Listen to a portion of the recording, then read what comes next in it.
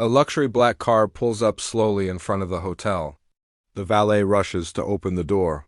A refined Japanese woman, around 60, steps out gracefully in a soft silk kimono. Her movements are delicate, almost poetic. She stands for a second, eyes scanning the golden building. Calm, dignified, alone. She enters the lobby. The chandeliers above flicker warmly. Soft piano music plays somewhere in the background. Hotel staff walk briskly past. The front desk is busy. People glance at her, first with curiosity, then confusion. She walks up to the reception desk and bows slightly. Japanese woman, in Japanese gently, excuse me, I have a reservation. I'm staying for 3 nights. The young receptionist stares blankly. Receptionist, I'm sorry. What? The woman smiles politely and tries again, this time pointing to a neatly folded paper, a printed reservation with the hotel's logo. She holds it with both hands, bowing again. Receptionist sighs, frustrated. Ma'am, do you speak English? I can't help you if you don't tell me what you want. The woman, still calm, nods, gently gestures toward her suitcase and room key section behind the desk. Another staff member leans in. Staff, whispering to receptionist. She doesn't speak English? This is going to be a nightmare. Receptionist, rolls eyes. Great, a language problem. I don't have time for this. The woman stands quietly. A pause. She bows slightly again, her only way to say, I'm sorry to bother you. Receptionist, just wait over there, okay? She points vaguely toward the side lounge. The woman turns slowly and walks to the corner of the lobby, near a potted plant and velvet chair. She places her suitcase beside her, stands quietly. She doesn't sit. She waits. In the background, staff continue laughing. A guest walks by, brushing past her like she's invisible. No one offers her tea. No one offers translation. No one even looks her in the eye. She closes her eyes for a moment, holding the handle of her suitcase tightly, her knuckles turning white for just a second. Then silence, and in that stillness, across the lobby, a young black maid notices her. Holding a tray of empty cups, standing by the elevator, quietly observing, their eyes meet, just for a moment, and something shifts, but no words are spoken. Not yet, the morning light filters in through the tall glass windows of the hotel. Golden rays reflect off the marble floor, giving everything a soft, almost dreamlike glow. In the hallway near the elevators, Evelyn, a young black maid in her mid-20s, walks silently with a cart of folded towels and bottled water. Her posture is straight, her steps measured. Her eyes, though quiet, notice everything. She glances toward the corner of the lobby. The Japanese woman is still there. Same posture, same silence. She's seated now, her suitcase beside her, a small silk pouch in her lap. Her eyes don't move much, but her face says everything, tired, lost, holding dignity like a fragile cup of tea. 2 hotel employees walk past Evelyn, chuckling under their breath. Staff 1, mocking, still here? What's she waiting for? A translator from Tokyo? Staff 2, sarcastic, maybe Google. Translate needs a coffee break. They laugh and disappear around the corner. Evelyn doesn't laugh. She watches the woman quietly for a moment, her face unreadable. Then she turns and walks toward the service elevator. She doesn't say a word, later that day. Evelyn is vacuuming the hallway on the 3rd floor. As she walks past one of the rooms, she hears soft knocking and muffled talking inside. She pauses, through the slightly open door. She sees the Japanese woman sitting on the edge of the bed, holding the room service phone in her hands. She's speaking softly in Japanese. Her voice is shaking. She presses the buttons again. Number. Answer, She puts the phone down gently and just sits there. Silent. Her eyes blink slowly, but a tear escapes. Evelyn steps back, careful not to be seen. She watches for just a second more. Then quietly walks away. Later still. Evelyn is in the staff room, sipping from a paper cup. She looks distracted, distant. A coworker enters. Coworker, asterisk, you okay? Evelyn, after a pause. Yeah. Just tired. Coworker, that weird lady still here? Evelyn, quietly, she's not weird. Coworker, shrugs. Whatever. She ain't said a word. Just sits there like a ghost. Evelyn doesn't respond. That night, asterisk, Evelyn passes the woman again in the hallway.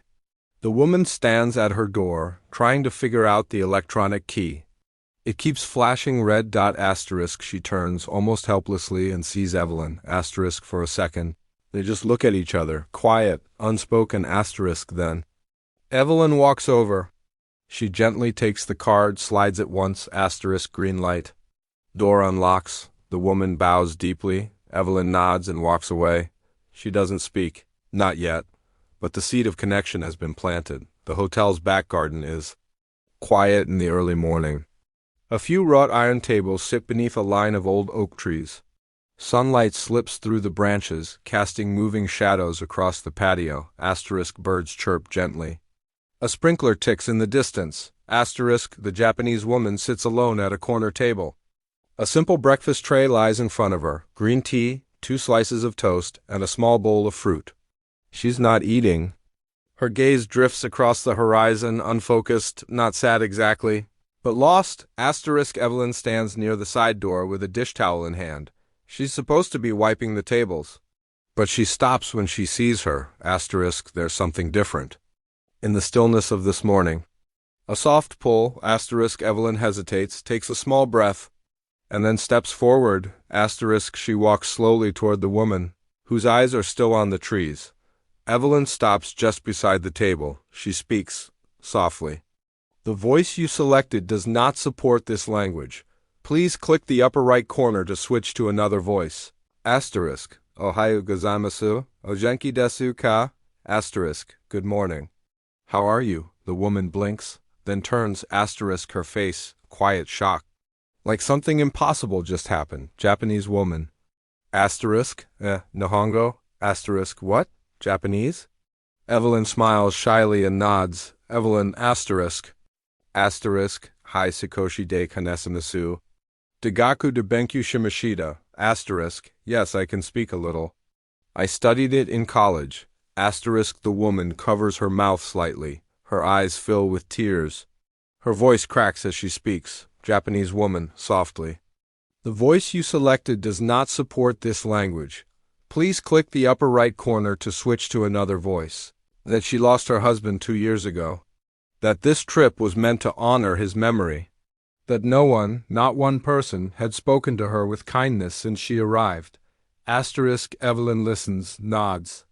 Sometimes asking small questions in broken but respectful Japanese. Asterisk, for a moment. It feels like 2 different worlds have found a secret tunnel to meet in the middle. Asterisk, the wind picks up slightly. The trees rustle. The woman pours tea for Evelyn. She holds out the cup with both hands. Traditional. Evelyn receives it the same way. 2 women, 2 cultures, 2 histories, and 1 silent understanding. The lobby is quieter than usual. Afternoon light falls across the marble floor, turning it gold. The front desk hums with quiet activity. The receptionist scrolls through the computer, half-dashboard. Asterisk from the elevator. The Japanese woman steps out. Not alone. Evelyn walks beside her, calm, confident, holding a notepad. The woman is now dressed in a soft blue Western-style blouse and long skirt. Her hair is neatly tied back. She looks dignified, but this time her eyes are not searching. Asterisk, Evelyn walks her to the front desk. Receptionist, surprised. Oh. Hello again. Is everything okay? Evelyn, gentle but firm. She'd like to make a few requests for her room. I'll translate. Asterisk, the receptionist blinks. Her tone changes instantly. Receptionist, suddenly polite. Of course, absolutely, please. Go ahead. Asterisk, Evelyn translates fluently. The Japanese woman speaks calmly, with poise. Evelyn takes notes, relays them in English. The staff listens, nods, types. There is no confusion now, no whispers, no jokes. A manager walks over midway. He smiles awkwardly. Manager, apologies for the earlier inconvenience, ma'am. We weren't aware of the Language barrier. The woman bows slightly but says nothing. Evelyn speaks on her behalf. Asterisk. Evelyn, asterisk, she accepts the apology. She's just glad to be heard now. Asterisk, the manager clears his throat. Manager, we'd like to upgrade her to the executive suite. Complimentary, of course. Evelyn turns, translates. The woman doesn't smile, but her eyes warm. She nods. They walk toward the elevator again. Staff glance toward them, curious, some even a little guilty. In the staff room, someone says under their breath, "Is that the same maid?" Asterisk, wait, she speaks Japanese. Asterisk, she's been here the whole time. Asterisk, Evelyn returns later that day to the woman's suite.